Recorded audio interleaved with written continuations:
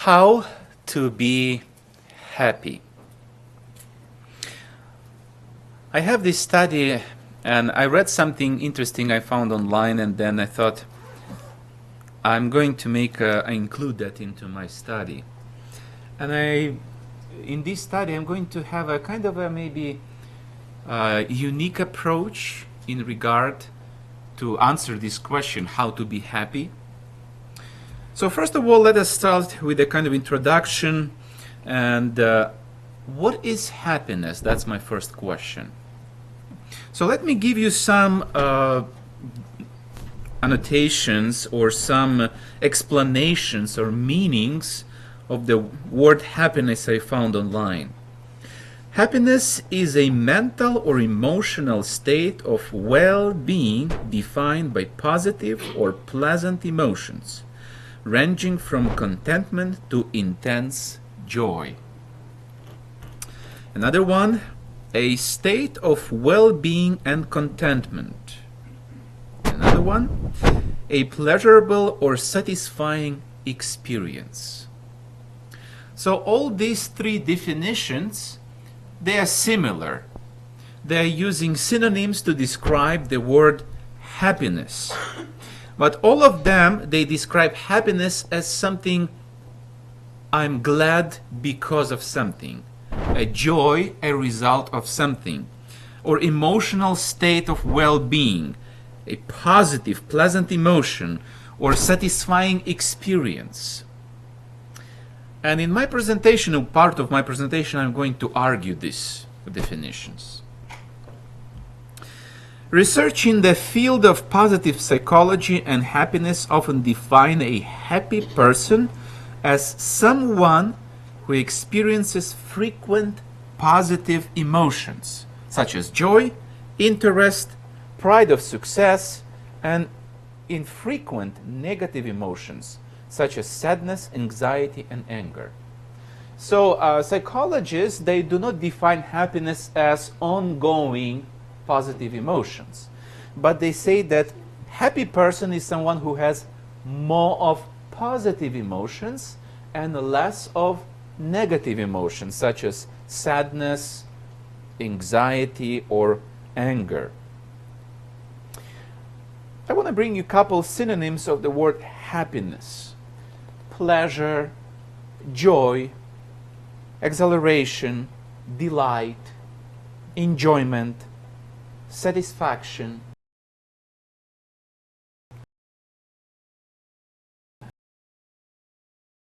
Presentation, I'm going to give you a first, before I bring you my evidences, I'm going to cross this because I don't see that this defines happiness.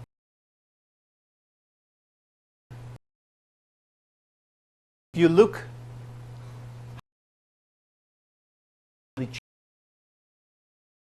take that watermelon away and you see a crying child.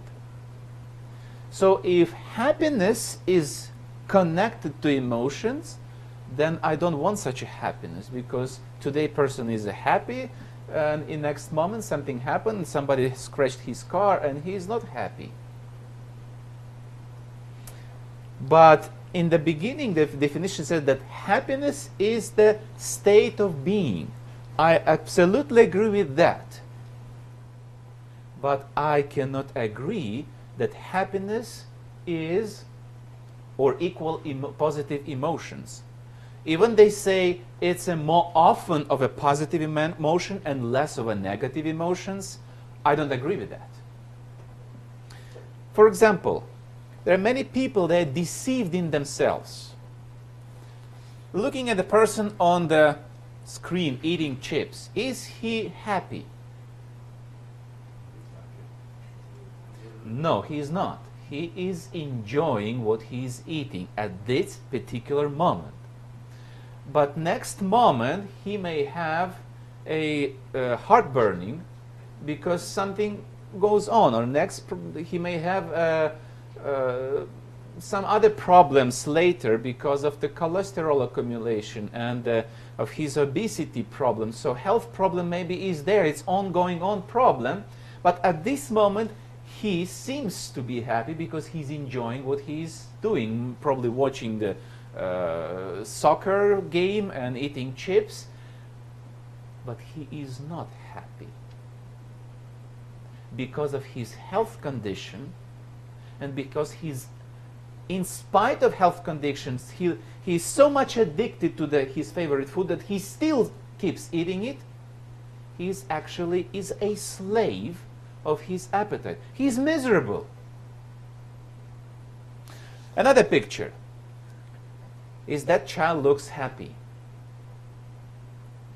Now turn that computer off and he will get mad and angry. So then what is happiness? True happiness is not emotions. Because emotions, they go up and down as life goes on. Let me ask you a couple of questions. Are you still happy after, and let me list a couple of things here. Your spouse did not agree to purchase a thing you really wanted to have. Are you still happy after that? Your child broke your iPhone. Your car has been scratched in a parking lot by unknown person. So you just come, no cars around, but your car is scratched. Are you happy? You see, if we equal emotions equal happiness, then we say, no, person is not happy. It's okay to say when we interchange emotions and happiness. But from the Christian point of view, I absolutely disagree with that. And I'll bring my evidences more and more as we will move on. Let's look at the things which make us happy. A gift, a delicious meal, a good sale deal, vacation in Hawaii, and etc. Does these things make us happy? Well, let's say this way. They do make or bring positive emotions. Yes, they bring or they come with positive emotions. Now, I take this gift, and let's say a lady got a beautiful vase, and suddenly, boom, and you drop the vase and no gift. Where are your emotions? They're gone. How about your happiness? That's a question. So now, is your happiness equal emotion, or your happiness is a state of being in spite of your emotions?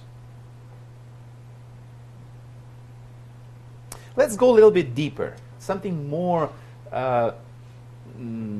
which has to deal, more adult level of approaching. Things we think make us happy. Successful marriage, well-paid job, no debts, career growth, being healthy. Aren't these things make us really happy? They do.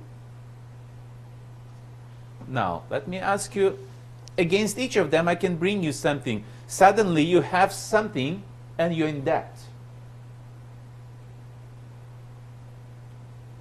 Something, broke in your house, and you figure out the insurance doesn't cover that, and it's out of your pocket, and you have to go run the credit card, and you are in debt again.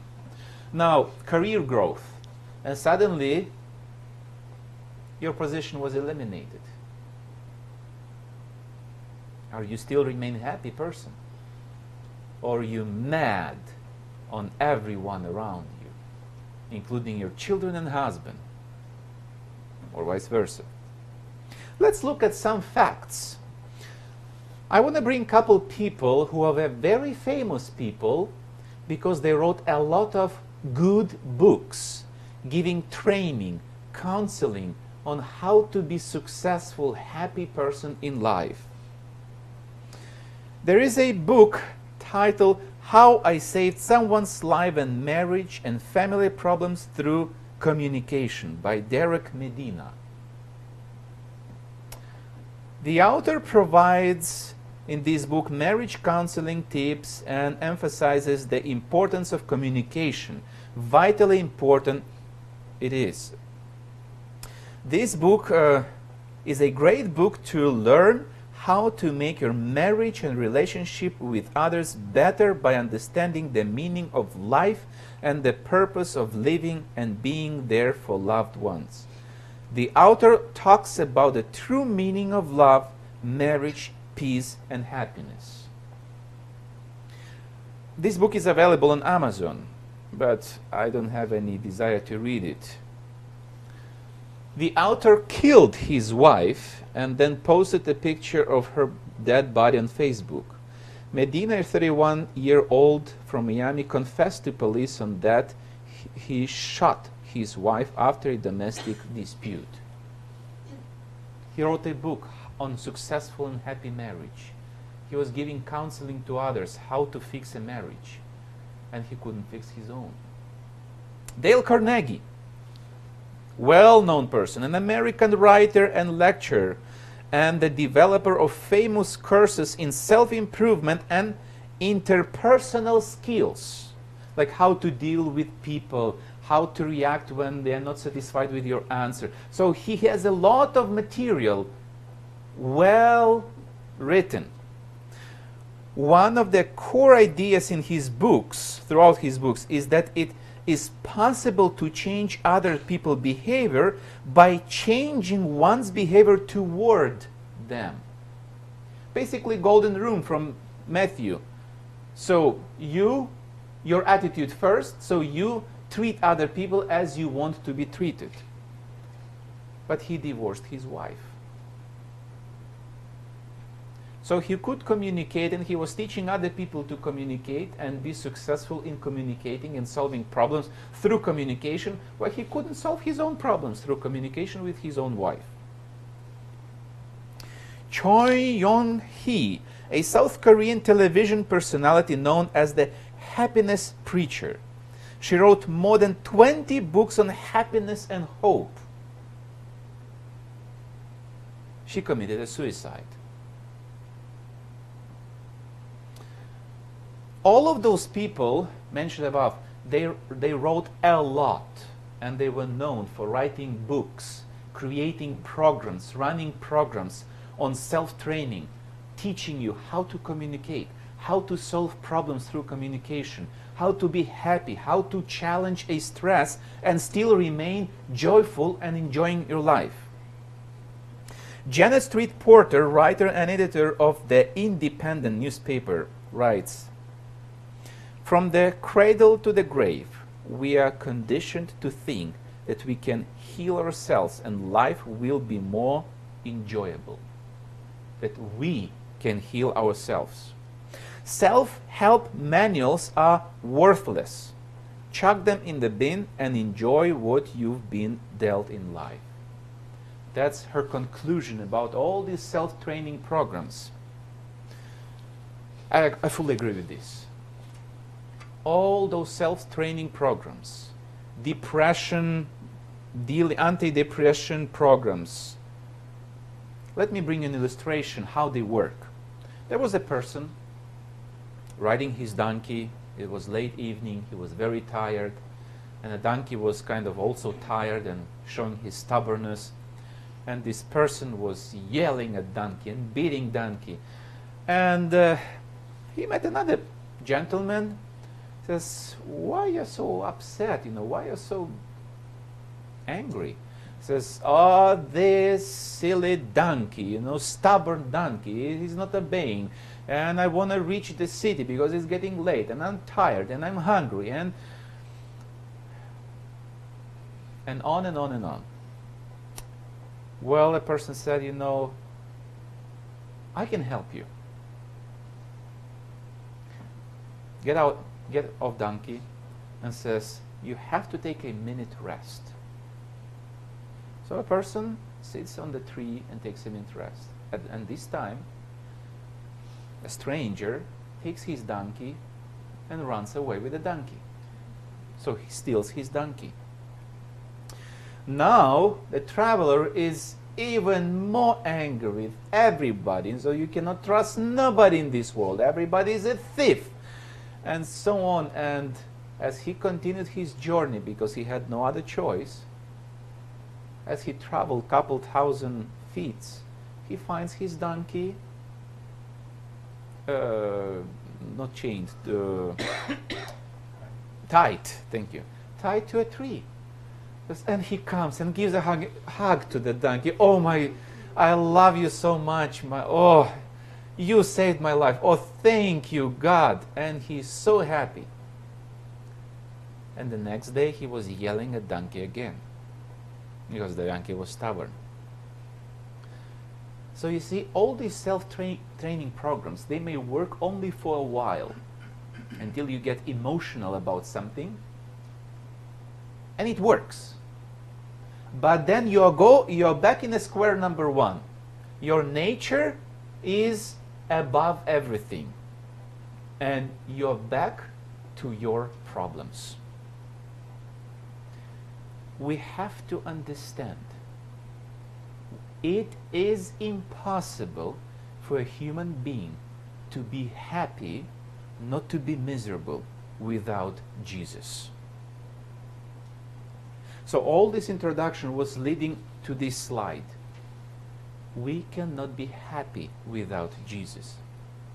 We can enjoy something for a while.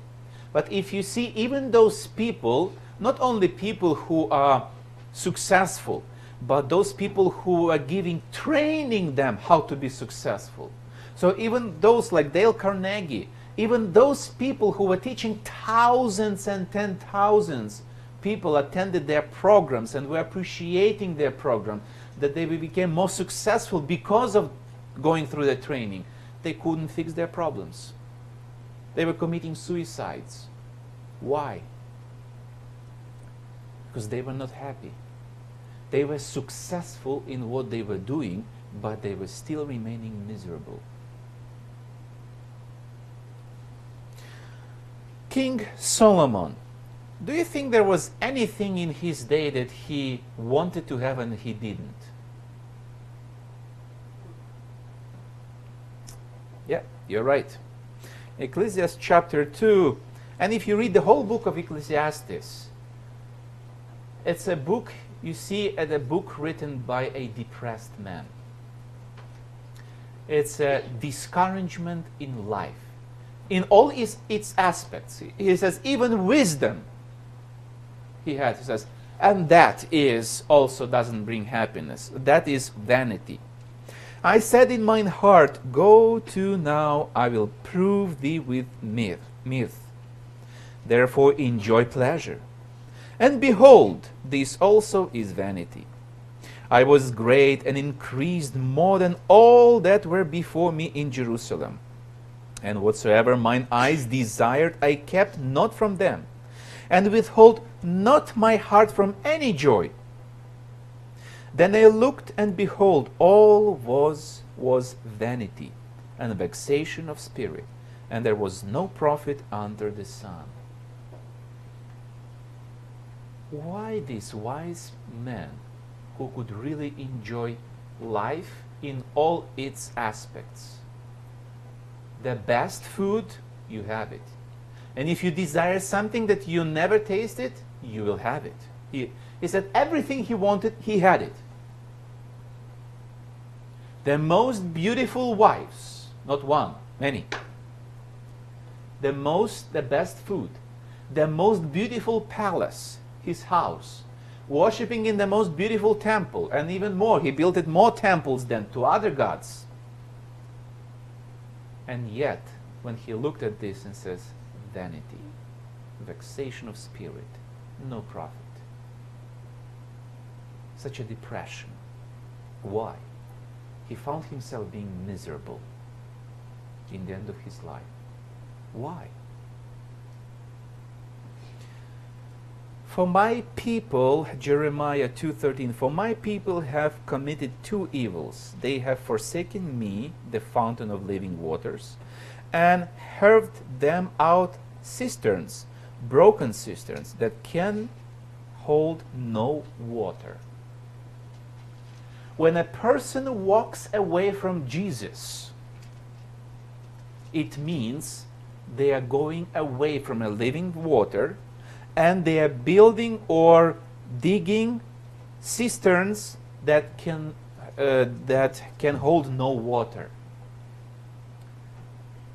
But here, I want to add an explanation, a note, because sometimes the phrase "walking away from Jesus" we kind of equal to going into the world, abandoning the church, and starting to behave like a wicked person. No. To walk away from Jesus doesn't mean that you leave the church pews.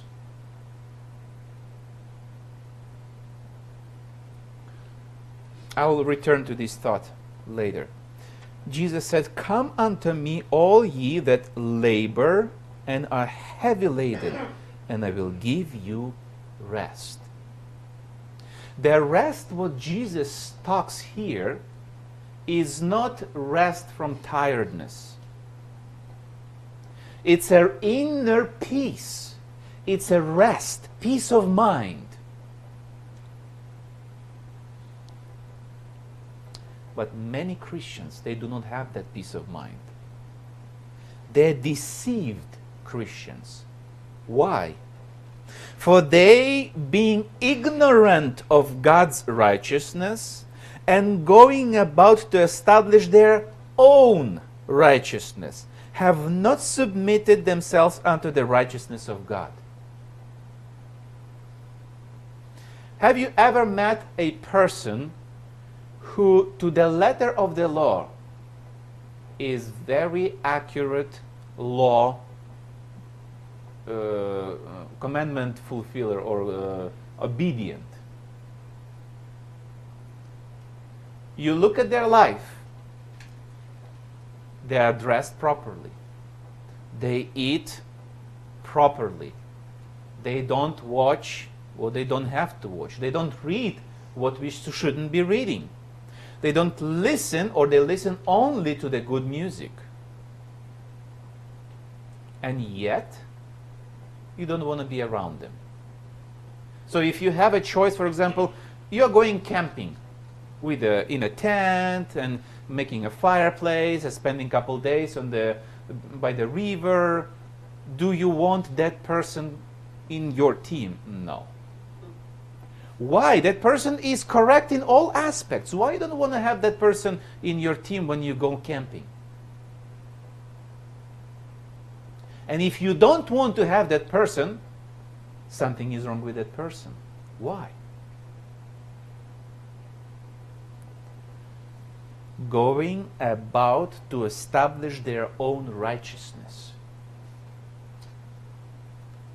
People who try to establish their own righteousness by trying to do everything correct, they are not happy people. They are not happy people. And they don't make people happy around them.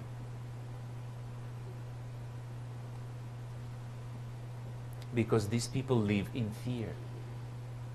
In fear that something is still wrong, and let me do better, and let me do better. Can you remain in peace when you're in prison being falsely accused?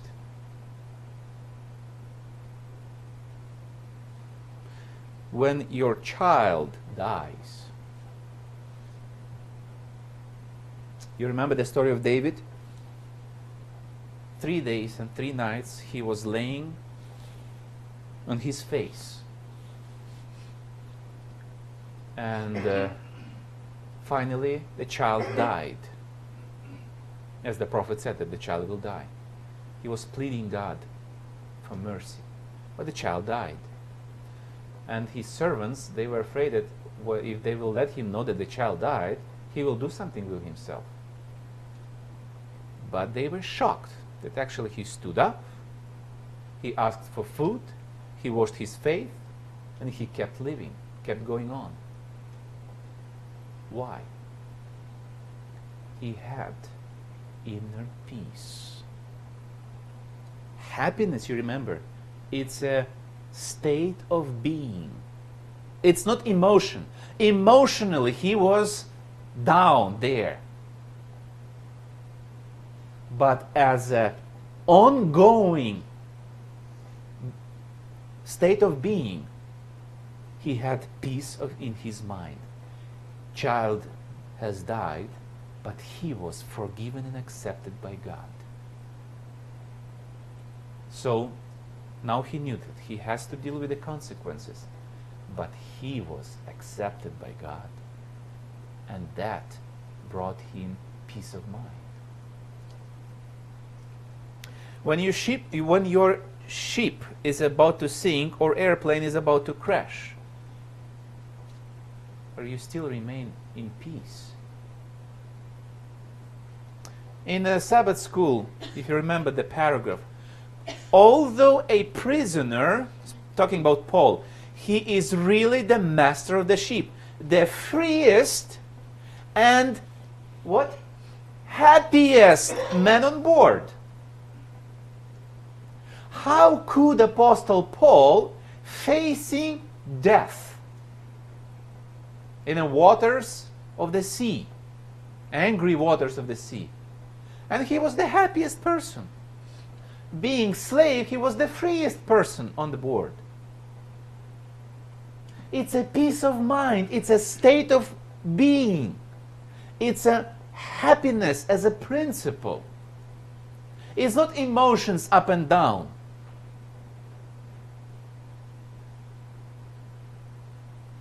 Many Christians are unhappy because they fail to trust the Lord. And this is the very serious and sad reality. If Christians take antidepressant, something is wrong. And where is the problem? They do not trust the Lord. It's a lack of faith which brings to depression, brings to unhappiness, brings to negative emotions, brings that everything irritates me, everything makes me mad. Well, it's don't mix up with a character defect. A lot of people, they do have a character defect that everything, they are so impatient that everything irritates them. The red light irritates them. A stop sign irritates them. A long line at the register while they do groceries, they get mad and upset about that. So this is another problem. I'm not talking about that. That is a defect of character. So that person will never be happy until fixes the issue. But I'm talking a peace of mind. There are 3 conditions of happiness. Well, I kind of summarized them. First, confession and acceptance. Can you have peace of mind if you know there is a tension between you and a certain brother or a sister? No. So if it's or let's say you had a conflict with your sister in Christ or sister by blood, can you have peace of mind? And if you know that it's your fault, until you confess, you cannot be a happy person. And many people are miserable to the end of their life because they will never admit their fault. And they die miserable. And they die without hope, in fear. And it is right to have fear because they lose their salvation. I mean, there is no doubts that they will lose their salvation, and the fear is logic to have because they did not confess. The sin cannot be blotted out unless it is confessed. But many Christians face a serious problem with the second word, acceptance. They don't believe their sins are forgiven. The very same sin they confess and reconfess and reconfess again. Why? They think that because the sin was a big one, they need to kind of confirm and reconfirm that they are sorry. Once you confessed, you are not forgiven partially. If you pray once, well, I'll give you 10% of forgiveness. Well, if you confess a couple more times, I'll give you a couple more points. You'll be reaching. So confessing, we are not getting points of grace. We are either accepted by Christ or not accepted. There is no points of gradation of how grace can accept us. And we have to understand, you remember the verse we were reading from Romans, being ignorant of God's righteousness. People are ignorant. What means acceptance?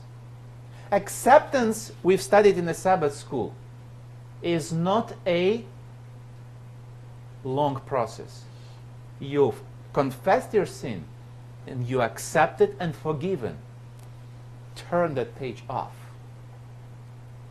Move on. Absolute trust, another condition. Remembering the story of Abraham, trust. From this very child, there will be a huge generation, a big generation. Well, then I don't know how it's going to happen, perhaps by resurrection, but from this very child, there will be a big nation. So I'm going to sacrifice this child. God will take care. It's an absolute trust. Obedience. Sometimes you remember the picture in the beginning as a gentleman was enjoying his TV program and eating junk food. Yes, he was enjoying those things. But do those things bring happiness? No, they bring health problems. Can a sick person be happy? So you see? Obedience. God says, eat healthy. If we obey, we enjoy. Let me bring you more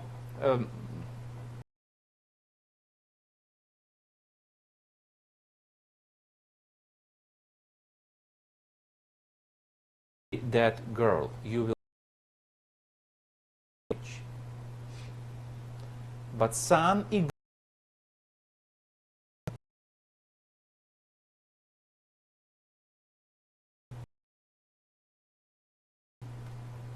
what happens then if we don't listen? See, obedience brings happiness. Disobedience, sadness. Even as David, Romans 4, 6-8, even as David also describeth the blessedness of the man, unto whom God imputeth righteousness without works, saying, Blessed are they whose iniquities are forgiven, and whose sins are covered. Blessed is the man to whom the Lord will not impute sin. As we discussed, confession and acceptance. This is the number one. In order not to live in fear, we have to trust God and believe that we are accepted. Absolute trust, as we discussed in the life of Abraham. Absolute trust, what the thief on the cross showed.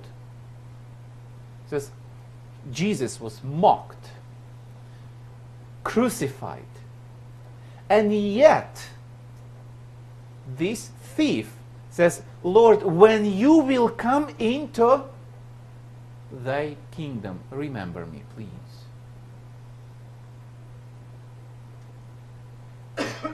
There must be a profound faith in him, that he believed that this is not the end of Jesus Christ. He believed that this is just a momentum, but he believed that Jesus Christ is not going to perish because he's crucified. But when you will come to your kingdom, remember me. That's a faith. It's absolute trust. Jesus said about obedience, if ye know these things, happy are ye if ye do them. Happiness follows obedience. We obey, and then we have a satisfaction. We have positive emotions and inner peace.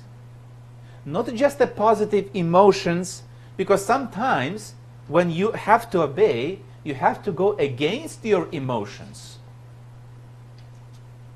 Because I love to go there. I love this thing. I want this thing. And in order to obey, I have to go against what I want and how I feel about it. But if I choose to obey, then a natural, a real satisfaction comes as a fruit of obedience. Happy life is not a life without tears. Jesus, in Matthew chapter 5, I'm quoting a couple Bible verses from there. Blessed are the poor in spirit. Blessed are they that mourn. Blessed are ye when men shall revile you and persecute you, and shall say all manner of evil against you falsely for my sake. Rejoice and be exceeding glad, for great is your reward in heaven. When Paul and Silas were in prison, beaten, locked, in darkness, in horrible smell, and yet they were happy. They were singing. I don't think that they had positive emotions. No. It's not that they were really smiling, No, because they were in pain. But state of being, true, natural happiness was there. And they were singing praises. They were exceedingly glad. If you read in the Acts of Apostles, the story says, and they were glad that they were persecuted for Jesus' sake.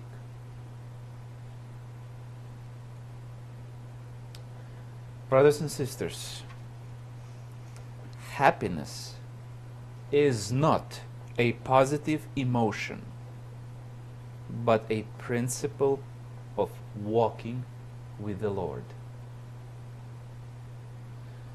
Do not confuse happiness and emotions. For example, if my wife somehow offended me, does it mean that now I hate her? No, I still love her. You see, love is a principle. Because when people go by emotion, they get excited, they get married, then emotions fades out and they divorce. That's emotion. What is love? Love is a principle.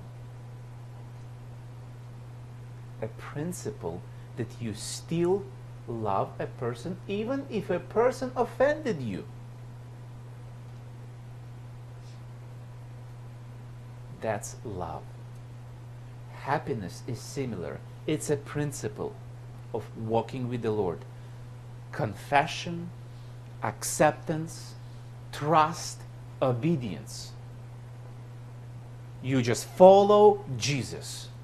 Whatever it costs. If it costs your life, you're ready to give up your life. But you're happy about it. and you're exceedingly joyful because you're following the Lord and you know your reward.